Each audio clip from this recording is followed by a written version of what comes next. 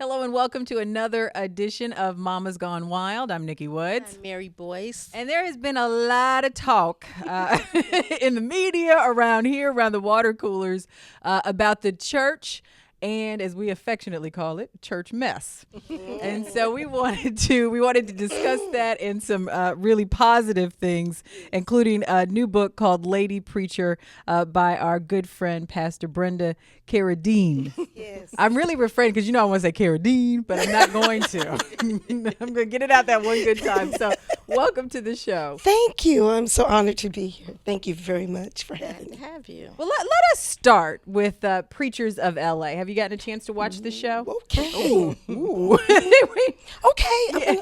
Okay. What are your thoughts? Because I think a lot of people, and I think maybe one of the biggest issues or the biggest discussions we've heard is that it's just not a good representation Yes. of the church, and it may not be the best foot to put out there, I guess, if you will, for people. If you're looking at saving souls, that might not be the best way to call people into the church. What are your thoughts about that? I have to say that I'm somewhat grieved. And one of the reasons that I feel that way is I look at this very similar to a child that sees a parent that comes home stammering and drunk. That child looks at that parent and says, this isn't right. Our church leaders are our spiritual parents. And when the church sees them, and, we know they're human. We know they're people. We know they have problems, but we don't want to see it. Oh, national TV. We don't want to see it, and the world looks at it and they're confused. Right. They're not sure whether we are following a religious mascot, or we're just jesters in a court, and that's disturbing to me, because our responsibility is to drive people away from drama, not toward it. Yeah. Now, one good thing about it is actually the wives are shown almost in a better light than their husbands are. And that brings us to you being a preacher's wife and also a co-pastor. Yes. What responsibility do you think the women have, and even on the Preachers of LA? Do you think that they were that they should have been willing to participate in that if they had any say in that, or would you participate in something like that? Excuse me, like that? Your husband? No. I know. The answer is no. I would not. However, if their husbands elect to be on a show of such nature, I understand them standing in support.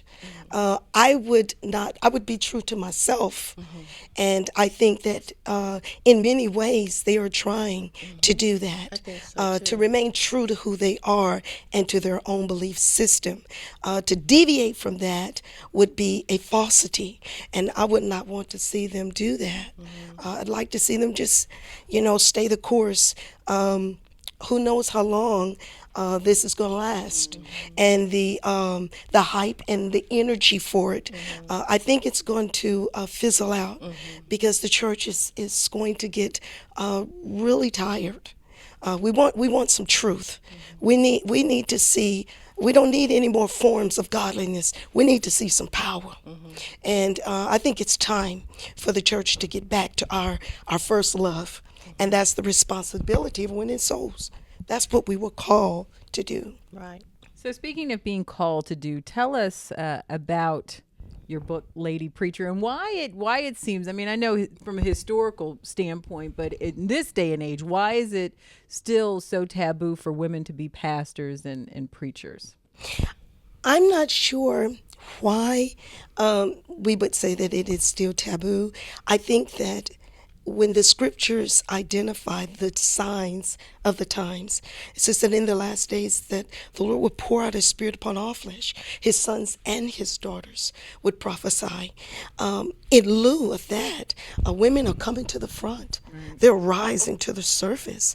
And so there needs to be guidance and instruction. And I think that when we can join hands with our brothers in ministry, remain respectful and walk together as a team, it'll be much more accepted. And that's one of the concepts I wanted to present in Lady Preacher. I wanted it to be a book of instruction and understanding, a book that would help women as well as men to be able to cohabitate together. Every soldier counts. I saw that. Every soldier counts. And it's important for us to get on board and not fight what God is doing in this hour. So what do you think is the most important thing as a female pastor that they should be doing or modeling or speaking about? I think most important would be to glean a mentor, someone that they can rally themselves around, that is walking the walk and talking the talk, that is demonstrating what it means to be a believer. We're a believer before we tack on a title. And so it's important that we understand first and foremost what is our responsibility to the kingdom. And from there, we can branch out and find new areas and new callings and new dimensions, new realms. All of those are great, but first it comes back to being honorable and having integrity where you start. Do you have time for one more question? One more question. Okay, because we kind of talked about this. We were talking about preachers' kids and the stigma, stereotypes of being. And she has how many? 4.5 children. Because she's raising her niece. What are some of the challenges? Because if you have two parents in the ministry, what is the responsibility to the family, and how does that play out with the way preachers' children act out sometimes?